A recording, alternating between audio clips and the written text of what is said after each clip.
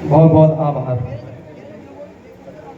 सबसे पहले मैं धन्यवाद करना चाहूँगा संचालक महोदय जी का।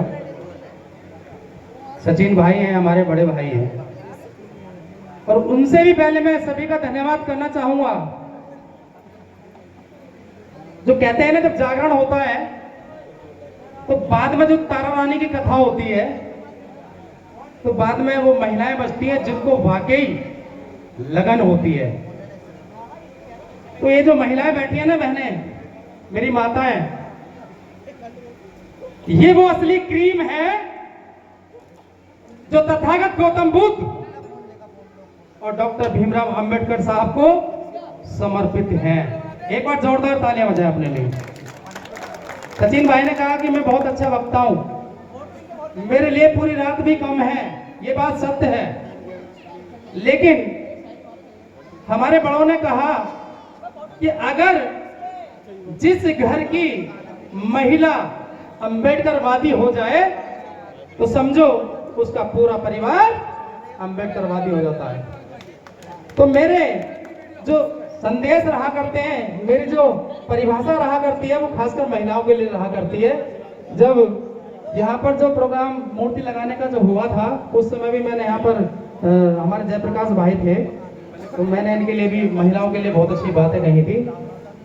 तो मैं अपनी बातों को स्टार्ट करते हुए सर्वप्रथम करुणा के सागर तथागत गौतम बुद्ध जी को नमन करते हुए, उन तमाम भारत की जन्मभूमि पर जन्मे महापुरुषों, संतों, गुरुओं को नमन करते हुए, उनके बाद उन तमाम वीरांगनाओं को नमन करता हूं जिन्होंने अपना पूरा जीवन सुख दुख त्याग कर, और उनके साथ जितने भी शोषण हुए, चाहे वो शारीरिक शोषण हुआ, चाहे वो किसी भी प्रकार का शोषण हुआ, करने वालों को मुंह तोड़ जवाब देने का काम जो किया, उन तमाम वीरांगनाओं को मैं नमन करता हूं।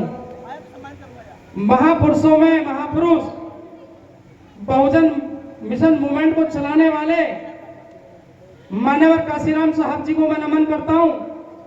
आप तमाम भारत रत्न डॉक्टर बी.आर. अंबेडकर समिति रजिस्टर्ड घोपना, हमारे भाई एडवोकेट सुशील कुमार जी, हमारे सिद्धार्थ भाई जी, राजेंद्र भाई जी, कमलेंद्र गौतम जी, और हमारे पत्रकार बंधु राजेंद्र भाई जी, और उन तमाम साथियों का मैं दिल से आभार प्रकट करता हूं जिन्होंने ये भव्य प्रोग्राम किया। देखिए, मेरी स्टार्ट तो हो जाती फिर खत्म नहीं होती। 14 अप्रैल, सबसे पहले हमें ये जानना है कि बाबा साहब का क्या विषय था। सबसे पहला विषय था शिक्षित रहो। सोचो, उस जमाने में, जिस जमाने में हमको जानवर से बदतर जिंदगी दी, किसने? मनुस्मृति शासित देश ने।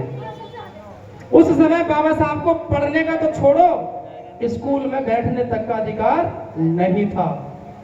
उस जमाने में बाबा साहब ने 32 डिग्रियां लेकर के 9 भाषाओं का ज्ञान प्राप्त करके उस मनुस्मृति शासित देश को चलाने वाले को ऐसा तमाचा मारने का काम किया। साथियों, आज तक अकल ठिकाने आ रही है उनकी।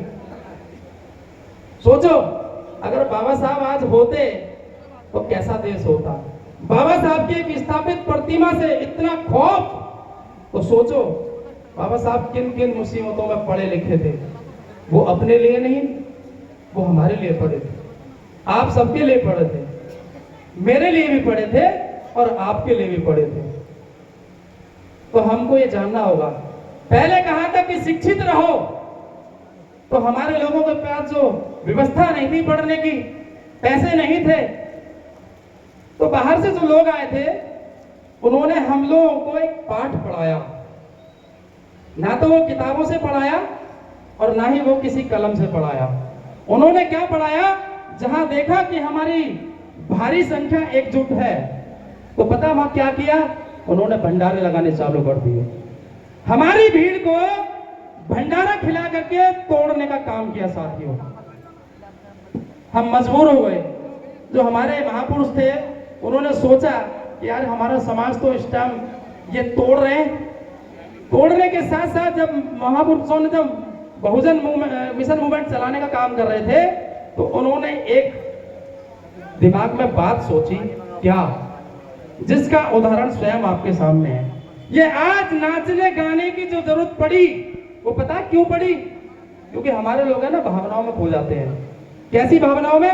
अभी हमारे घर में देखो कभी भी बहुत सारे लोग हैं ढोंगी, जागरण हुआ करता है, हमारे ही समाज की बहन बेटी के साथ माता आया करती है और वो 1 मिनट में शांत भी हो जाया करती है।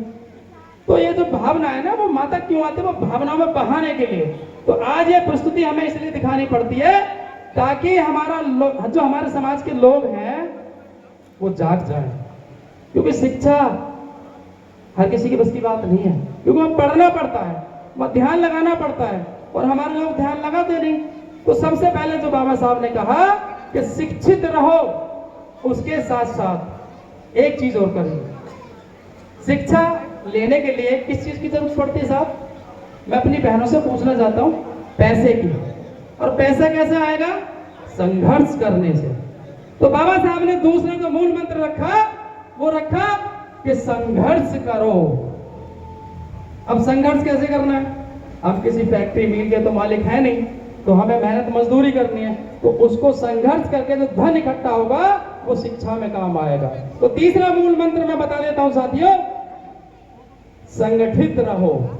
जब हम मेहनत मजदूरी करने जाएंगे, जब 2 पैसे कमा कर लाएंगे, जो क्षत्रिय लोग हैं वो हमारे पैसे को छीनने